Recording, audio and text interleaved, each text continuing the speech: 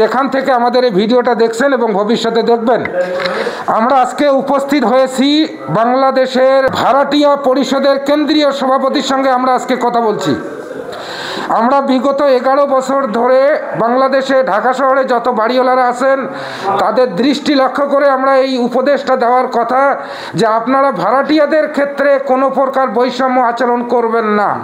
কারণ আমাদের paper cutting এবং আমাদের তথ্য অনুপাতে যেটুকু জানা গেছে, যারাই দীর্ঘদিন ধরে ভাড়াটিয়াদের সঙ্গে বৈষম্য আচরণ করতেন, ভাড়াটিয়াদের জন্য পানির লাইন একটা, নিজের জন্য একটা, ভাড়াটিয়াদের জন্য বিদ্যুৎ লাইন একটা, নিজের জন্য একটা, এই আচরণগুলোর মধ্যে যারা সম্পৃক্ত ছিলেন শেষ বয়সে গিয়ে তারাই সন্তান দ্বারা নির্যাতিত হয়েছে।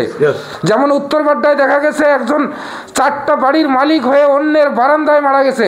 তখন আমরা তদন্ত করে দেখি যে ওনার এই ভাড়াটিয়াদের অভিশপ্ত হতে হতে হতে হতে ইনি আজকে এই অবস্থা হয়েছেন। এবং আজকে ভাড়াটিয়া সমিতির সভাপতি আমাদেরকে আশ্বস্ত করেছেন, আপনাদের আশেপাশে কোথাও যদি কোনো অন্যায়ভাবে কোনো ভাড়াটিয়া কারো দ্বারা নির্যাতিত হন, কোনো বাড়ির মালিক দ্বারা আমাদের সঙ্গে সহযোগিতা করলে ইনশাআল্লাহ আমরা আপনার পাশে দাঁড়ে আইনি সহযোগিতা প্রদান করব।